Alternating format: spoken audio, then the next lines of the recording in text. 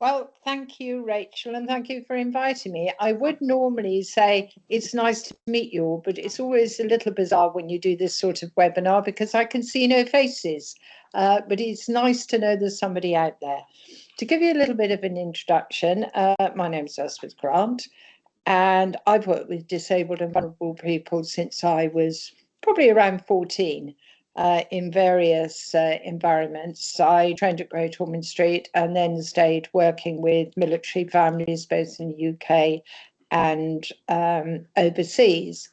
I did a rather soulless spell as a commercial bid manager, very enjoyable, but uh, in a voluntary capacity during that time also ran a charity working with child soldiers and street children out in Uganda, which had its own particular story around it.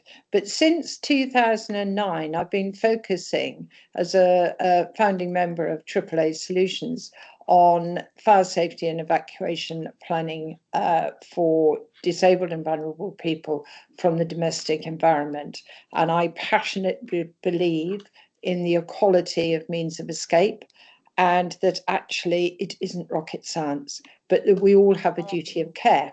So today, during this session, we are going to look at legislation and the law, because I'm a bit of an old-fashioned bunny, and I think wherever possible, we really ought to be obeying the law.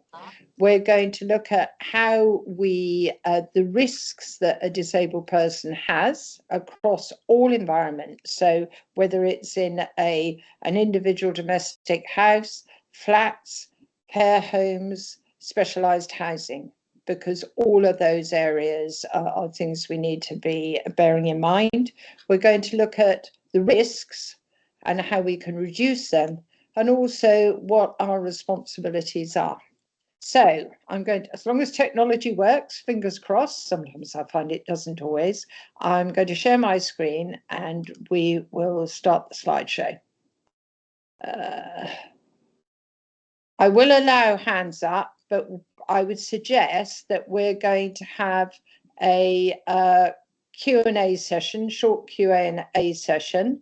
And I'm just looking at starting up the slideshow, which will be held at the end. So I would suggest that we use that for any questions. And I'm also very happy to follow up any further questions after the event. So legislation, the law. Well, there's a lot of it, and it's very far-reaching, some of which you will be familiar with. And if you look at this regulatory reform, normally we say the fire safety order.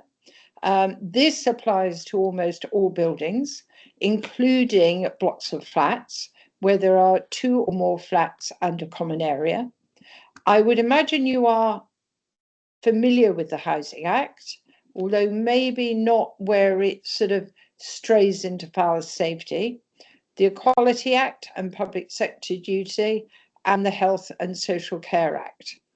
The Health and Safety at Work Act is in there because many people forget that if you involve an employee in an evacuation plan, you have a duty not to put them at risk. So let's start with the good old fire safety order. It's, let me just see, oh, that's is where I started looking at this. So the fire safety order is criminal law. It's quite a nasty one. I was a director of a residential management organisation for a small block of flats when this first came in, and it's a personal responsibility of managers as well as an organisational one for anybody, for instance, a managing agent. So Article 14. In the event of danger, it must be possible for persons to evacuate the premises as quickly and as safely as possible. The thing to note here, there is no exclusion for a disabled person or a vulnerable person. It covers everyone equally. And the next article talks about procedures and safety drills to be followed in the event of serious and imminent danger. and to nominate a sufficient number of competent persons to implement those procedures. Now, I have to say, in my view, disgracefully, since the fire safety order reached the statute books, bearing in mind this was 19 years ago, evacuation planning, certainly within flats, specialised housing, all of those environments, has been largely ignored. Times are a-changing, and we will come back to that. Well, I'm sure you're all familiar with the Equality Act. What you do for a non-disabled person, you do for a disabled person. Protects individuals from discrimination, includes disability, also applies to housing. It requires reasonable adjustments and equal opportunities. Now, personally, I cannot think of anything more discriminative than providing means of escape for one person from a building and not for another. What about service providers? So these are your landlords, public authorities, those that are managing buildings, owning them, or generally looking after them. So for service providers, the Equality Act is very specific, and it's all about taking reasonable steps to avoid any substantial disadvantage. And that's whether it's a physical feature or a policy or procedure. And at the bottom there, you will also see to provide an auxiliary aid, where not doing so puts disabled people at a substantial disadvantage. Now, in fire safety terms, the sort of type of example of this is, in fact, where, for instance, you have a lift that is not fire protected. I'm sure you've all seen the signs. Do not use in the event of fire. Fine. So what does the disabled person who is going to access to the building? Well, the way we overcome that is by providing what people often see as an evacuation chair. But it's important to remember, and we'll come back to why this is important, it is prohibited to charge a disabled person for a reasonable adjustment. So if you're going to provide an evacuation chair to help a disabled resident or somebody to leave a building, then you cannot charge them specifically for it. This is just a quick note. Some of you may have been following the events of Grenfell Tower over the last 7 years, and we've had a number of consultations during this time. And the local government authority association actually looked at the Equality Act and the duties on managers and landlords. And their legal advice was very, very clear that treating disabled residents differently in buildings of different height, because at the moment we're saying there are going to be different regulations for buildings over 7 stories to ones that are lower. They are saying that this is unsustainable in law. So it's very clear from an equality point of view. I often hear disabled people that I work with, their experiences when there's an evacuation of a building, and they watch all, as they say, the important people rush by them in the lobby while they sit there and wait. I cannot imagine anything worse, personally. The Health and Social Care Act is very interesting, particularly for any of you who go into care homes, retirement villages, anywhere where that is a regulated building under the Health and Social Care Act. And interestingly enough, the CQC Regulation 18 is all about staffing. So we've got these general requirements, but look at this. Emergency procedures at the bottom there must ensure enough suitable staff are available to manage both the emergency and routine operations. So the question for me is, how do we have situations where we have care homes, and I think we're all aware that at night only have minimum staff on, maybe 2 for a great number of residents. How does that work? Is the law being applied? Is it being enforced? Housing Act, Housing Health and Safety Rating System. And you will see that fire and fire risks are included in the HSSRS. And they're looking at the presence and condition of smoke alarms, fire doors, escape routes. So fire safety is embedded in so much of our legislation. HPC standards. Now, I'm sure on the right there, slightly hidden if you're, for me, are your occupational therapy standards of proficiencies, safeguarding. Practice within the legal and ethical boundaries of their profession. So understand the importance of safeguarding by actively looking for signs of abuse. Is it abusive to not provide a means of escape? I would suggest so. Usually at this point, if I could see you, I'd be asking you to put your hands up to say if you would live in a building from which there was no escape. I ask fire professionals all the time when I present to them, and nobody ever puts their hands up. Understanding the scope of a professional duty of care and exercise that duty, very important. And the other thing I've picked out is working appropriately with others. So this is about sharing information, being able to raise challenges and issues, and where you believe safeguarding is at risk. And of course, there are safeguarding adult boards, which help protect at-risk adults. And these are attended by fire services, social care, housing, and people like yourselves. And more fire safety and lack of evacuation planning for disabled people is being raised. Why is it important? Well, if we look at the figures, 24% of the population have a long-term and a substantial impairment. And in fact, for every one of these categories, or I hate the word categories, for every one of these, it is likely there will be an effect on the ability to evacuate. So for instance, somebody with osteoporosis, brittle bones, if they are picked up by a firefighter and run down the stairs, they are likely to be injured severely, if not loss of life. What about respiratory disease?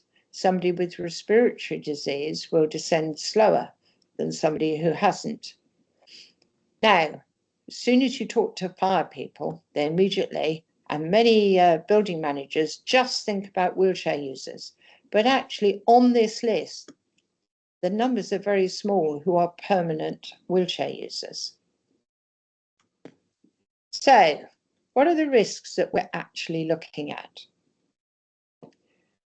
First of all, I'd just like to look at the fire triangle.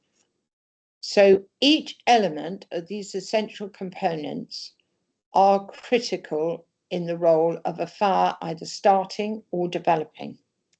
So ignition, so that can come from an open flame, spark, friction, heat, electrical failure, batteries. You've probably seen in the press about e-scooter battery fires. Fuel, sort of keeps the fire going and makes it expand. Oxygen. Well, we've got oxygen everywhere, abundant in the air. But what about those with respiratory disease who have oxygen cylinders in their homes? And that's whether it's an individual domestic house or a flat. If any of these components are missing, a fire cannot start. So to prevent fire, we're looking at removing at least one of those core three elements. So what about risk factors for disabled and vulnerable people? So limited mobility, cognitive issues, sensory impairments, and of course disabled people are the microcosm of society. Surprisingly to many, disabled people do get drunk. They do sometimes, some of them take non-prescription drugs. But all of these can enhance and reduce their awareness and reaction time. Cooking or smoking, again, as with non-disabled people, poses a higher risk of fire, and an ability to detect or respond to fire alarms. So we're looking there at hearing loss, confusion, disorientation, also heightens the danger. So an example, an individual smoker near flammable materials such as bedding, smoking in bedding, who also has poor coordination, faces a higher increased risk of fire and injury. So let's look at the sort of risks that you might find when you walk into a home, and I see as essential as part of this resolving and these challenges. If you walk into the home and you see either of these in your in the kitchen, well, clearly fuel, the oil on the cooker, fuel. Again, in the living room, particularly if you find an environment with a hoarder where you see great pieces of material stacked up, or if you see daisy chaining, as we call it, extensions everywhere, or actually signs of near misses, electrical failure. All of these apply to any environment, domestic environment, and are a big red flag. Mobility scooters, again, they are becoming more and more prevalent and causing more and more of a challenge. Batteries and chargers, particularly if they've been replaced from off the internet and not from a proper manufacturer. If they are near flammable items, where are they being charged? Where are they being stored? And the other thing, that when these mobility scooters, if they do fail, then they increase to over 1,000 degrees very, very within a matter of minutes. So it's essential that you just notice these things. So what about other risks? Well, I've talked about respiratory disease, oxygen cylinders stored near flammable or ignition sources. Profiling beds, again, they are electrical. What about electric blankets or electric mattresses? Emollient creams. Emollient creams are highly flammable. Nobody should smoke if they have emollient creams. And on the right there is a gentleman called Cedric Skyers, ex-Nepalese officer in a care home. He went outside in his wheelchair for a cigarette, and he smoked his cigarette. Unfortunately, as he was smoking, the emollient creams that had been put all over him caught fire, and he died. Now, that was in a Bupa care home. They were prosecuted and fined nearly £1 million,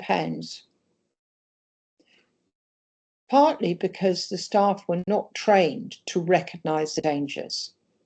So if you're going into homes where you can see obvious signs of emollient creams, talk to the person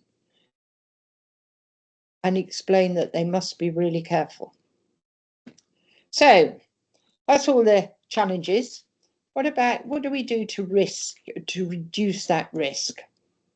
Well, there are two things. One is a person-centered fire risk assessment, and the other, if a person can't evacuate unassisted, is a personal emergency evacuation plan. Now, they have two completely different functions. They work together, but they have two different functions. So the person-centered fire risk assessment, it's a simple risk assessment process. So it's looking at the individual person and their environment, and then assessing how you can reduce that risk. And remember, there's no such thing as zero risk. We get up, we go in our cars, we put our safety belts on, But we know we could have a bad accident, we could be injured, and worst case scenario, we could die. But we do expect the risks to have been reduced by the manufacturer of that car. And just the same as to why we do PCFRAs. And then there's personal emergency evacuation plans, PEEPs. And that is a plan that takes the person and plots their journey from their home. And it could be in an individual home. Now, we don't normally do PEEPs, but if any of you are in an individual home and you believe that somebody is either confined to bed on a first floor and that they are not able to evacuate in the event of a fire, then as a minimum, arrange for a home safety visit by your local fire brigade. So, what about detection? Fire alarms, we're all used to those, aren't we? Heat detectors in the kitchen, which means that you won't have it blaring out.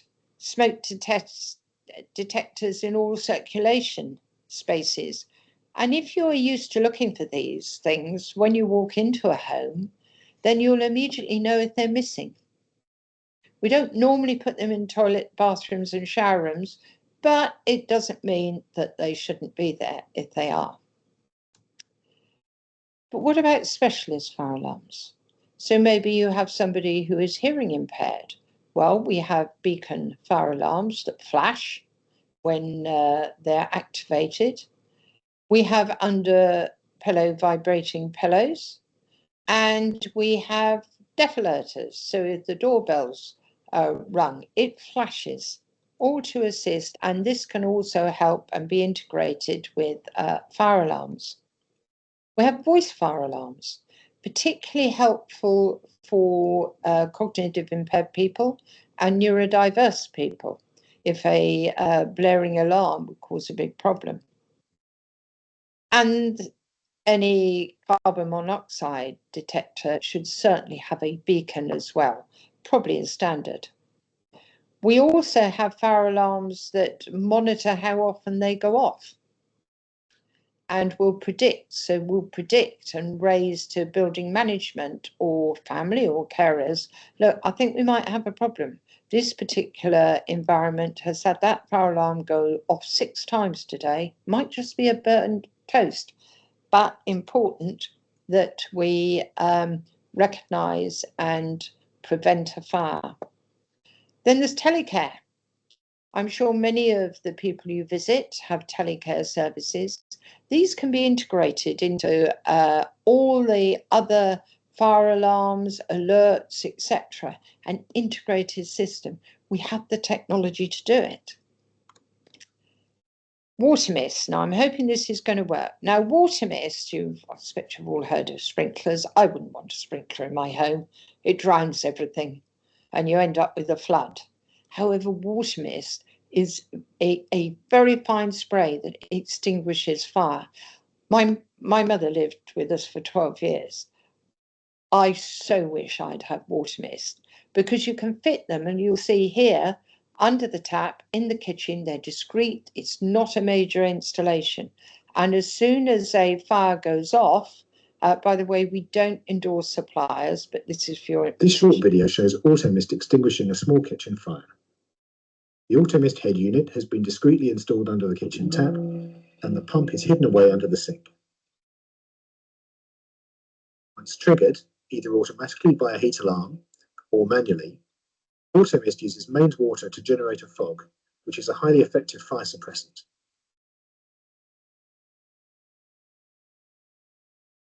The system will stop automatically or could be cancelled manually.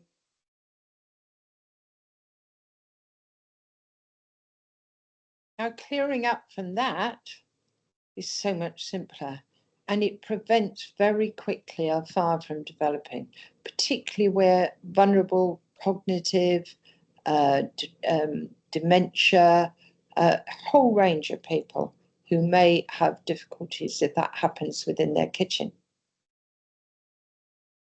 Now, I'm hoping this is going to go on. Right. I'm coming back to mobility scooters simply because I would just like to go through safe storage and charging. Apologies, got tongue-tied. If you go in and find a mobility scooter plugged in or stored in the hall, which is where they often are, should be talking to the person that they should not that should not happen in that place, because if that's their main means of escape, if that mobility scooter fails or catches fire, they won't be able to get out. We always advise people, particularly in individual homes, at night to only to charge during the day, but at night to place their mobility scooter in the living room, out the way, and to close as many fire doors as possible in between them and their sleeping accommodation. So, what about fire safety information and advice? Well, that's usually advice. Certainly in flats. Few people consider in individual houses, as I've mentioned from upstairs. You just sit and you wait. Why is that not a good idea? Well, there was research into historical data at the Home Office by University of Leeds and Phil Murphy. And this is into data that the fire and rescue services submit after a fire. And what it found is that if you are in a vicinity of a fire for more than 20 minutes, in any environment, you're more likely to die. The risk increases exponentially of death rather than being rescued. 20 minutes isn't very long to be around. Well, it's a long time if you're around a fire, but even if it's in the flat next door or the next door room in a care home. And look at this. Most people, whenever you see a fire on the television, you see probably the incident commander stood there and say, oh, we arrived within probably 7.5, 7.6 minutes. And this same research showed over on the left, so this is point of 999 call. That's correct. The incident reporting data showed that was correct. But then look at this. When you look at intervention time, now this is in flats, the intervention time on average is 25 minutes. So if you're going to tell a disabled resident in a multi-story building to wait for a rescue by a firefighter, on average, they'll be waiting 25 minutes. And that's because when they arrive, they then have processes and procedures to do before they go into buildings. Now, in a house, it's very different. In a house, the fire engine is probably going to arrive outside, they'll be rolling out hoses, they'll be squirting water on the fire, probably within the 10 minutes. But for all the residents who are packed, and remember Grenfell Tower, just Grenfell Tower, a typical social housing high-rise, had 37 disabled people in it, disabled residents, all at risk. It's of little wonder. This is a slide that is shown by disabled trainers. Fire safety notices. Too often, no information. No information for a disabled person on that fire action notice. What do you do if you can't get out and you're in the vicinity? How do you make your way out the building? Now, this is a fire action notice that does tell people, and you will see it says disabled persons, do not delay, act immediately as soon as you're aware of a fire. Follow the instructions outlined in your personal emergency evacuation plan. And here, down here, it reinforces if you haven't got one, then get one. In a care home or where there is staff, the issues are slightly different. Often you can evacuate horizontally, but you'll see again there's clear reference and clear evacuation times. Let me introduce you to Sarah.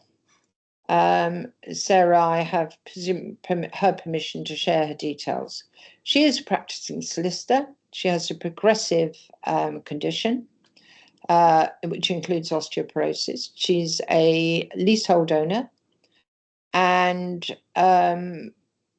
she lives on the 13th floor of a high-rise building. And this is her personal emergency evacuation plan. The fire alarm sounds. My personal assistant opens up my evacuation chair. We transfer from my wheelchair using my existing hoist. My wheelchair stays in the flat out of the way. When we descend the stairs, my neighbours can still pass and we can... I'll just play that again, and if I can put that off, I will put it off. And just pause it there. Now, in Sarah's case, she has a 24/7 personal assistant. However, many disabled people, as I'm sure you know, are supported by family, relatives, friends, all of whom are perfectly capable of assisting them. This is not rocket science, and it's not difficult. So, duty of care, your duty of care. Duty of care to report fire safety issues. Individuals with disabilities, and I include in that vulnerable people who may not have long-term and substantial impairments, addressing fire hazards and evacuation. And a duty of care obligates staff, carers and housing providers to identify and report any fire safety concerns. So who do you report to? Well, housing or care. I'm not going to go through them all, but if you're in a regulated building by the CQC, certainly raise a concern with them. Care team members, safeguarding adult boards we've talked about, and copy in your local fire and rescue services, and do it by email. And if you are noticing an issue like lack of evacuation plans in a building over 7 stories, a residential building over 7 stories, then you can make a complaint, raise a concern with the building safety regulator. I have raised a number. They react, they investigate, they contact the building manager, and they follow it through. It is well worth doing for the people that you work with and the vulnerable people. And it's a very simple process. You haven't got to think, oh, I'm going to have to fill in loads of forms. It's very simple. Just a word about training, evidence of competency as an industry. We have gone down the route of Institute of Fire Engineers recognised training, so it's credited, role-based training. We have moved from instructor-led onto e-learning, anytime, any place. We've been running that for about 4 years. We've had very positive feedback. Sometimes there's an initial resistance. And I'm going to talk to Rachel afterwards about whether training, how we can work in partnership with a foundation on training. And key takeaways, last slide. So duty of care for you all, you have a duty of care. Fire safety legislation equally applied. Guidance supports the legislation. There's no wriggle room about what is required. We've talked about PCFRAs and PEEPs and how they reduce risk and improve safety. Technology and integrated systems enhances the environment. And fire alarms and assisted escape devices. Now, they must be suitable for the individual. One size does not fit all. And then evidence of competency for meeting safety and legal requirements. And I am going to hand back stop sharing and hand back to Rachel for any Q&As. Oh, that's brilliant. Elspeth, will you be, I know we've recorded, I'll keep the recording going because I can always edit the questions out afterwards. Okay. But would you be happy sharing your slide deck as well, or am I Absolutely asking too no much? problem Oh, at brilliant. all. Excellent. As far as we're concerned, it's educating and informing. Brilliant. We are not taddy about it. Right, excellent. I am sure that we will have questions. So if people can, if you've got a question whilst we've got Elspeth here, if people can just raise their hands. I've either stuck them all into silence or they've all gone to sleep. Firuza. Yeah, Firuza, do you want to come in? Oh, hi, Elizabeth. Thank you. It was lovely to hear all the regulations and safety. I have a client who is currently stuck upstairs on the first floor. He has access to a stair lift, which is no longer he can use due to he can't transfer on and off it. He has got capacity, full capacity. He's taking risks. He's not taking the advice for a fire safety checks to be completed by a fire brigade. He is in his own owner-occupied property. His wife is lifting him for all transfers against our advice. We are trying to get him to accept that the ground floor living would be best way forward for him because of his progressive condition. He's already unable to mobilize or transfer. So he's very resistant. So what you do, he's got capacity. She has full capacity. They're taking risks. What do you do in these circumstances? What is where we stand? I document everything you've done. Has he had a PCFRA?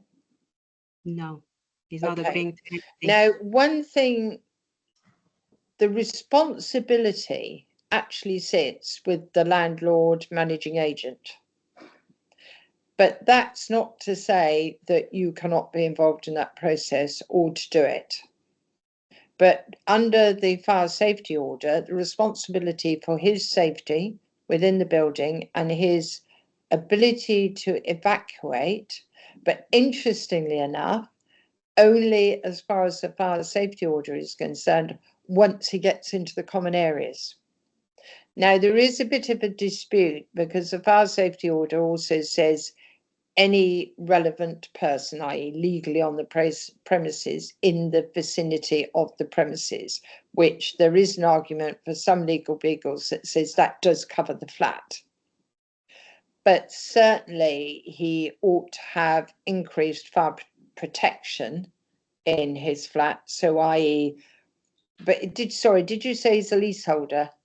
No, he's an owner-occupier. He lives in his which of course, if he's resistant, presumably he's resistant to anything.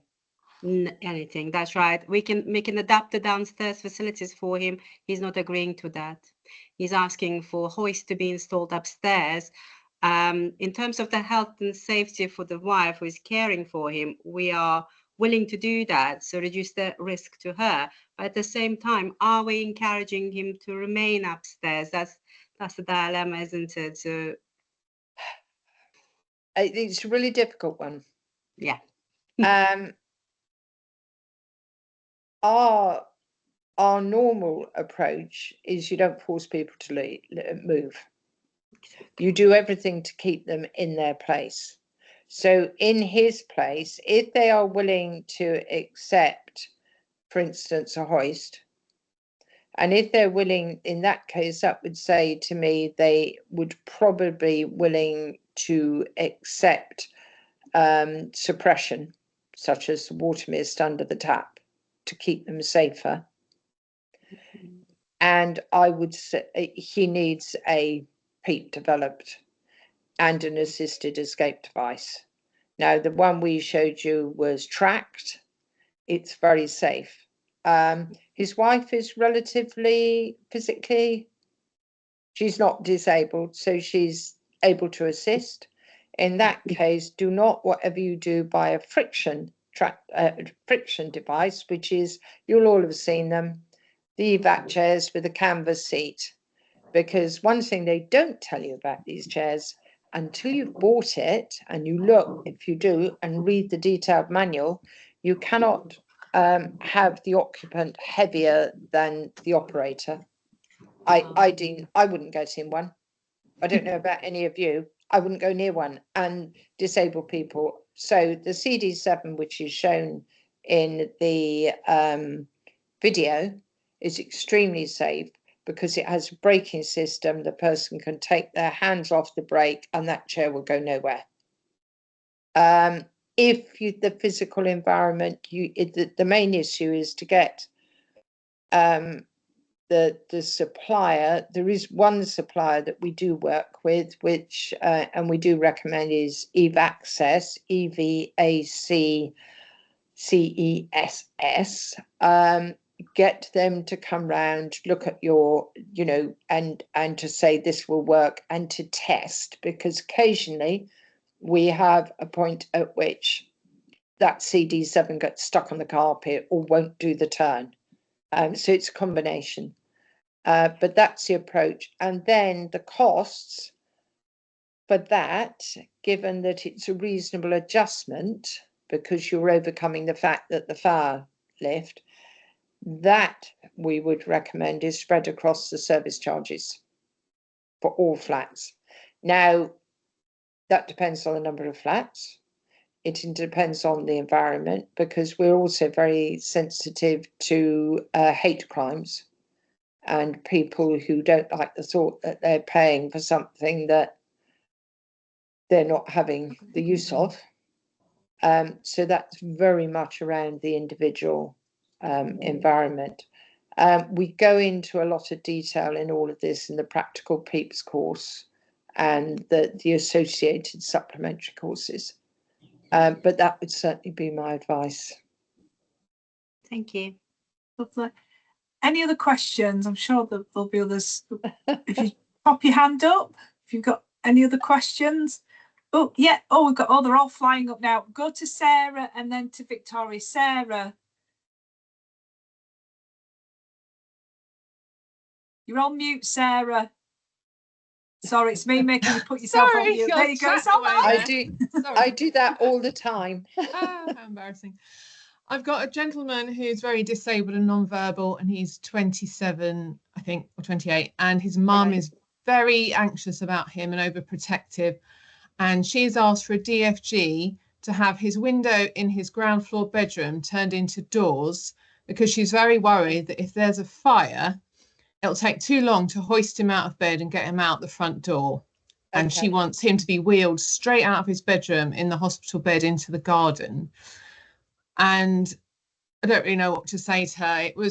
I took over the case from another OT and plans had already been drawn up, and then I came in to sort of review it, and I was kind of like, oh, it's not something I would normally recommend, but I hadn't been asked it before, so I don't know. So it's on the ground floor? Yeah, it's a bungalow. It's a fully accessible, wheelchair accessible bungalow that they've been in for about 20 years. So I don't know why it's come up. There's never been a fire? No, and he's got 2 carers. It's CHC funded. How many means of how so he's in a bedroom in a bungalow? Yeah. So the means of escape is one way out through the hall and through the kitchen? No, well, through the front door. You come out of his bedroom into quite a big hallway, and there's the front door to the right. But she's saying it'll take too long to hoist him and get him into his chair and out the front door if there was a fire. Say it was in the hallway, and she's kind of right. But I don't know why there would be a fire. Although she is a bit of a hoarder. There's quite a lot of clutter.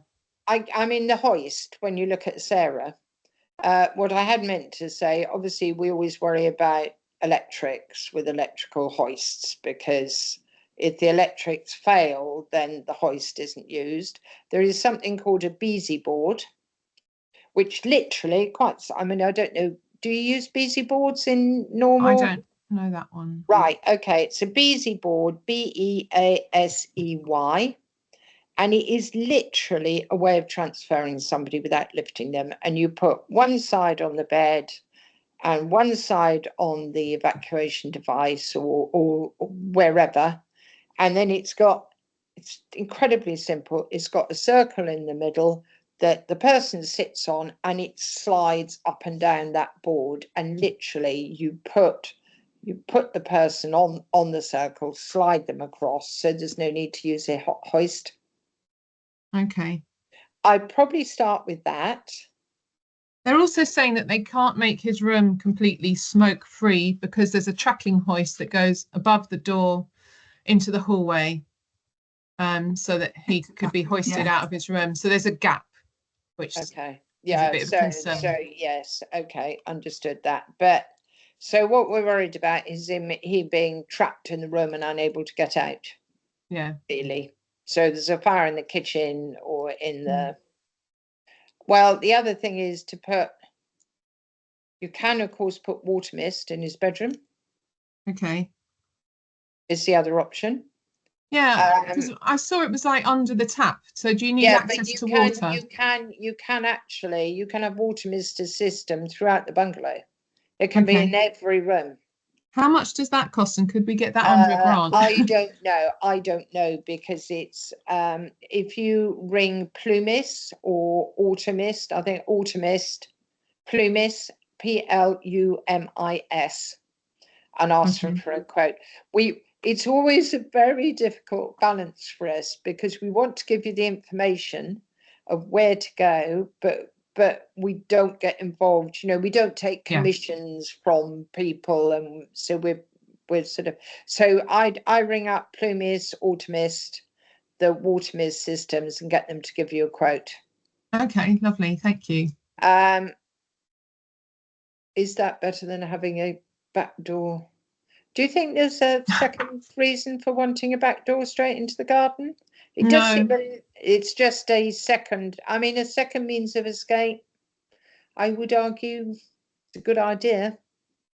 Yeah. Maybe cheaper than doing all these other things in trying to protect him and defend him in situ, which is basically what you're looking at doing. The Beezy board is a real winner.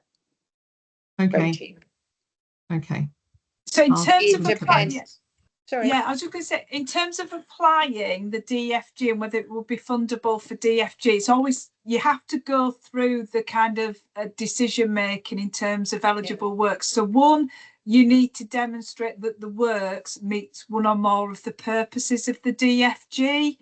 So it's whether that would then sit within making the property safer potentially.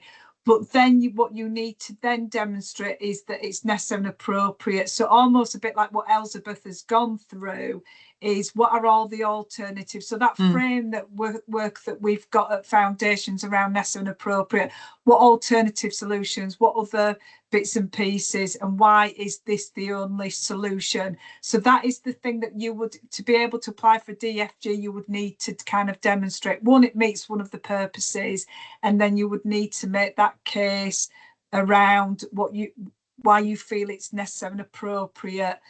And ultimately, it's up then to the grants team to approve or not, Sarah.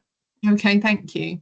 It's a question that comes up quite a lot as regional advisors that we often get around this subject. So it's about taking yourself through, if they're wanting a DFG, that decision making.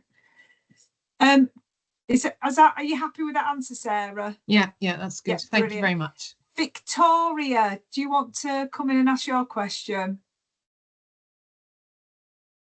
To be honest, my question was very similar. Actually, I do have virtually an identical case to that of wanting a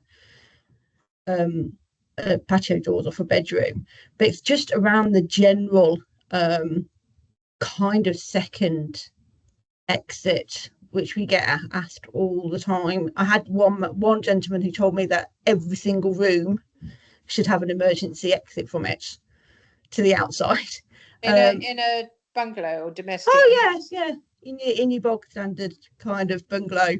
I personally think that I can certainly see the case in a bedroom. Right, okay. You could be asleep, and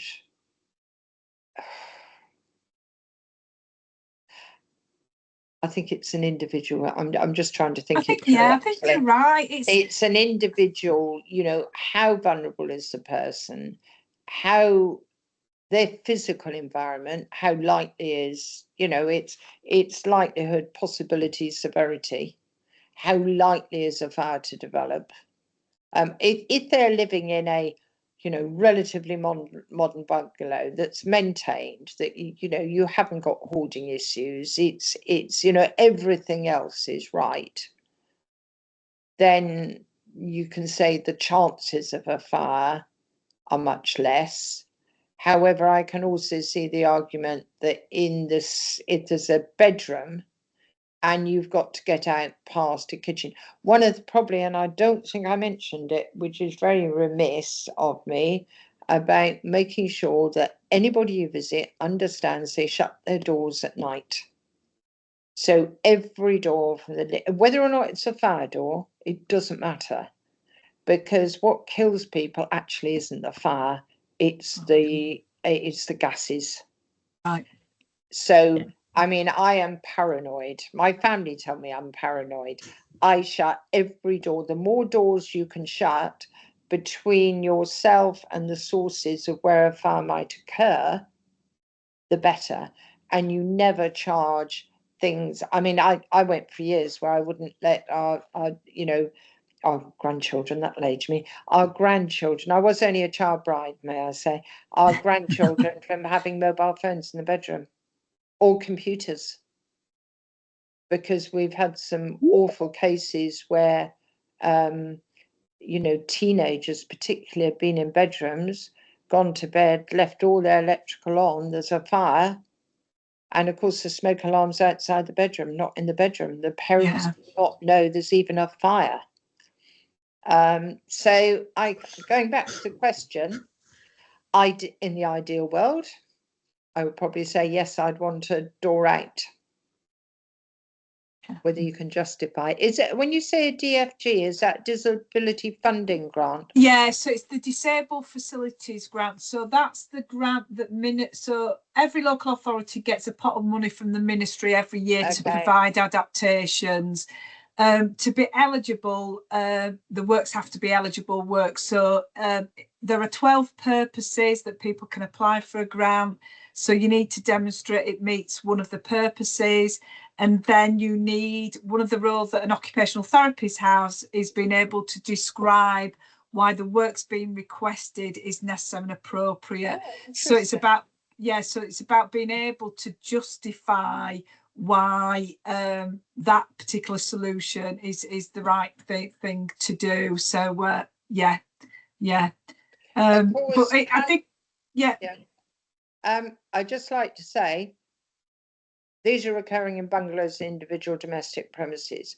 If it occurs in a flat, I wouldn't be applying for a DFG. I would be putting the onus and responsibility back onto the managing agent or landlord. Right, who okay. manages that building. It is their legal responsibility to protect and get everyone out of the fire. But yeah, interesting. Yeah, that's interesting, because I do actually work for housing. I'm an OT, but I work for a housing association. So kind of in terms of, obviously we maintain our properties, we do smoke alarm checks, we do obviously any hoarding cases we tend to pick up on. We do electric checks. So in terms of maintenance, probably it's the safest an individual's going to get.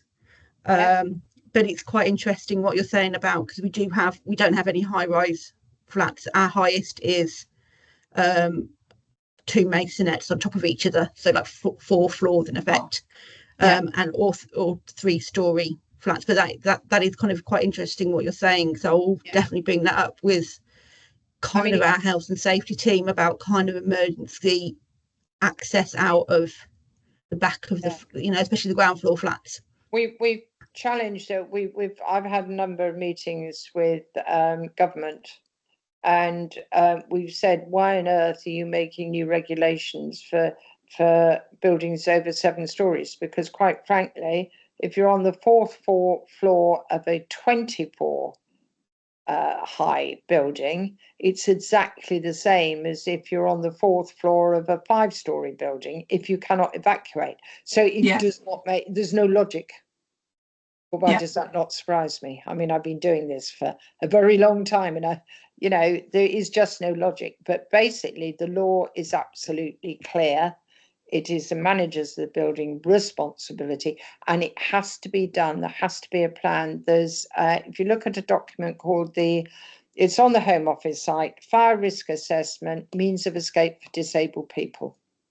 Now, the guidance is hardly worth reading. It's not been updated since 2007, but there is a section 1.1, legal overview, and is absolutely specific there what the law requires. And if anybody says to you, no, you document, and pass them that. That's really helpful advice, Elspeth. Laura, and then I'll come to Jackie. Laura. Hello. Where do we stand? So we've had quite. I'm also an OT working in the kind of adaptations department in Hertfordshire Council. We've had quite a few people come to us where they're in social housing and they've had new fire doors installed to their flat front doors that are too heavy, where they were able to get themselves in and out of their flats, and now these new doors have been installed. They can't get in and out on their own because they're using aids or don't have the strength or something. The doors have been adjusted, they still can't do it, and then their housing provider has directed them to us for a grant, the DFG, for automatic door openers, and they're having to do that individually. Where do we stand on that? Because they've changed the environment for that person. What reason have they said that these, if they are properly installed, and this, can I just say, fire doors, I understand what's required, but I'm not a fire door expert. If the fire door meets a regulation and has been installed properly, it should not be too heavy for anybody to open. So I would push back and I would ask, what's the specification of the fire door and why is it so heavy? Fire doors are made to close. They're not made to trap people indoors. So it's I will write a note and have a conversation with a person I know who knows a little bit more, but I'm pretty sure that's exactly what he'll say. They should be no more than, I think, 30 newtons in pressure. And if they purchase fire doors that are so heavy, either I would suggest, well, I can't imagine why they would be that. So I push back personally. So, they're basically just saying to us. So we had one in Letchworth where a whole flat block had them changed, and then the housing officer that worked for that block then made a referral for every resident to say they all need automatic doors adding on. So we went back and said, hang on a minute, you've changed them. If you're not going to change them to suitable ones, I would ask them for the specification of the door and who's implemented them and why they're so heavy. Okay, perfect. Because they shouldn't be heavy. That's nonsense. I mean, you might have the occasional person who really has got problems opening their front door, but it shouldn't be on a whole block of flats. I mean, that's ridiculous. Yeah, that's nonsense. There is something going wrong. And actually, of course, there is new regulation under Fire Safety England regulations, regulations 10, that all fire doors have to be, front flat fire doors have to be inspected once a year and have to be operating properly. Okay.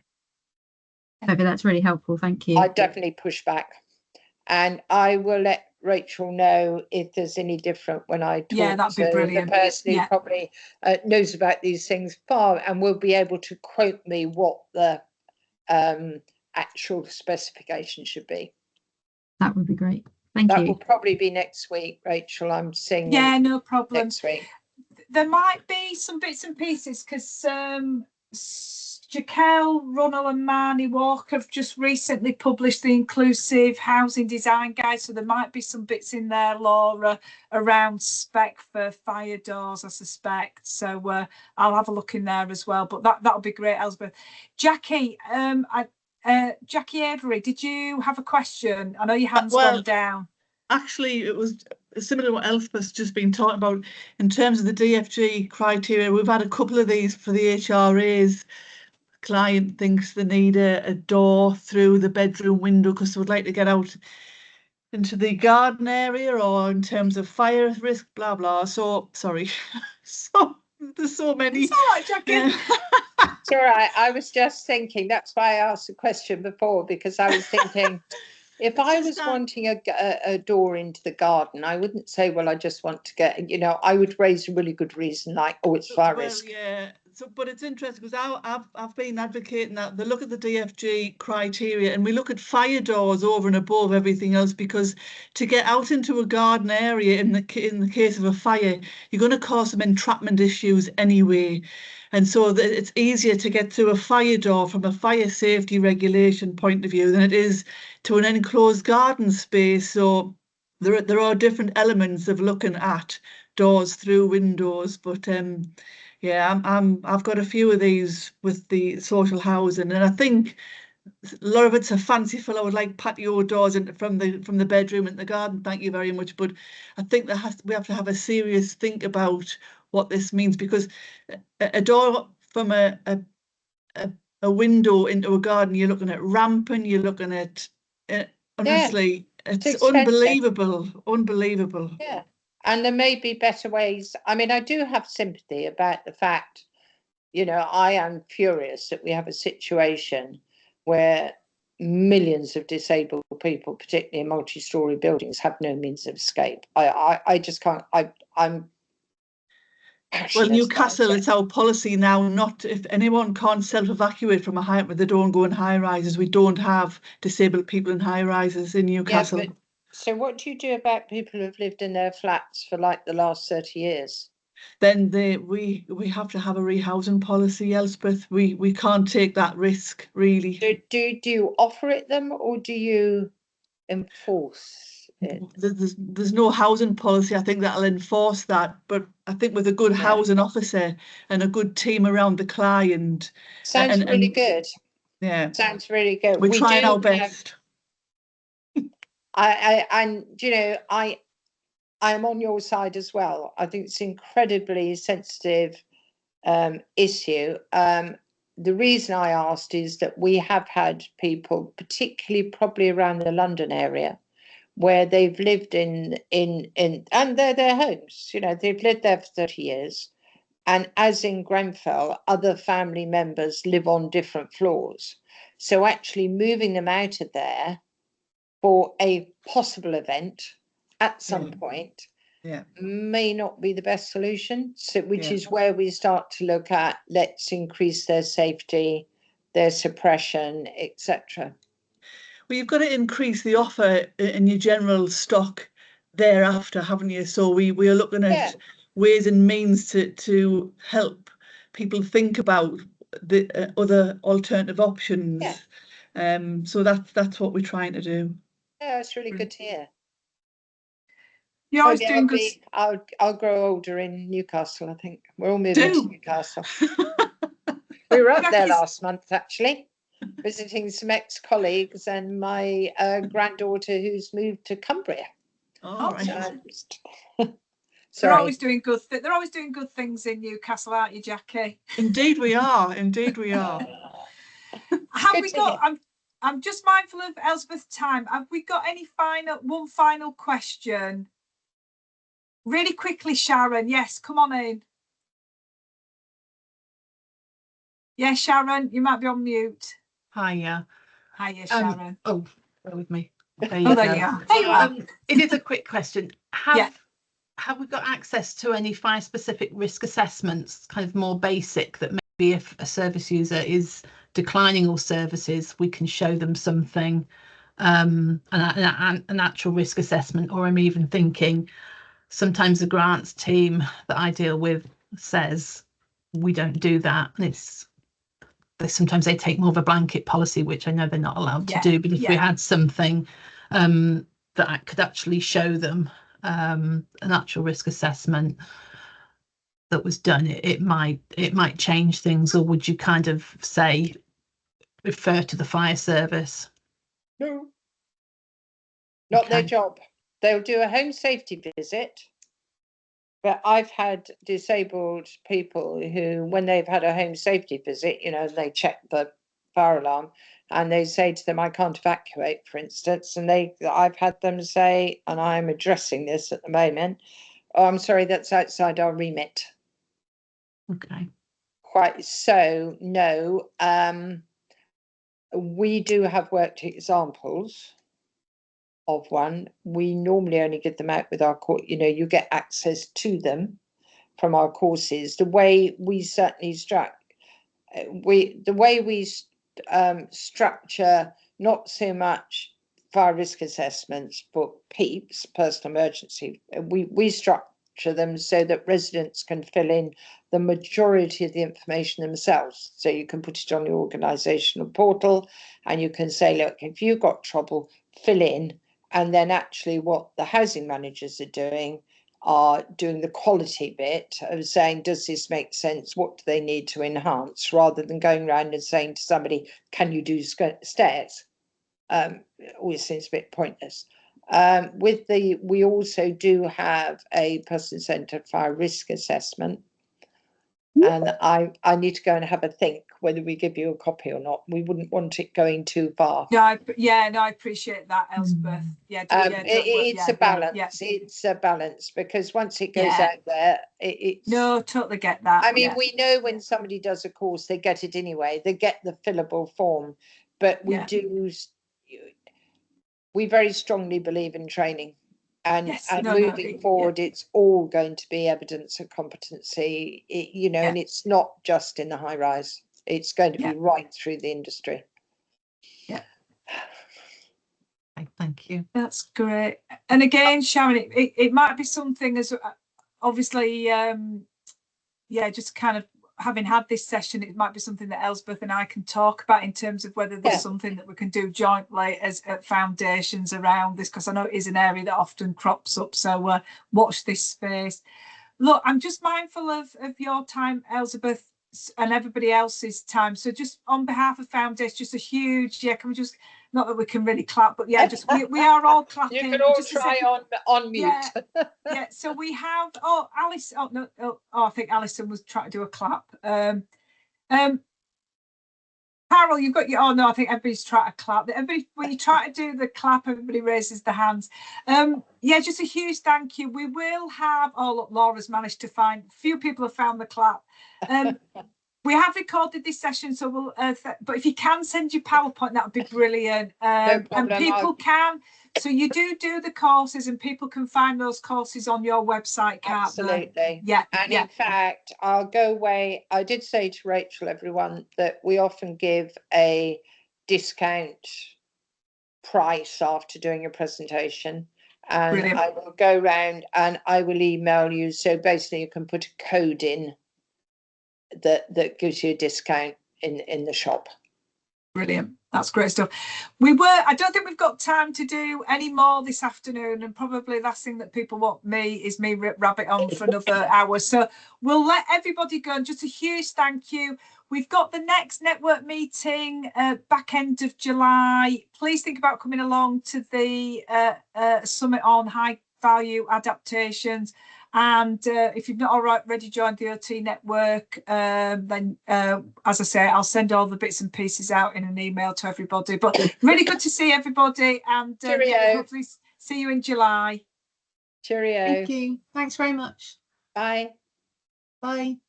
Thank you. Bye. See you later, Rachel. Oh, lovely to see you, Lisa. And you too. Your hair's got really long. Oh, I know. I tell you, this is what happens as you get older, you know. Oh, is that what's that behind you? Is that Peel Park? No, is it the one? Oh, it's what is it, Castle? I can't remember. Yes, Cliff Castle.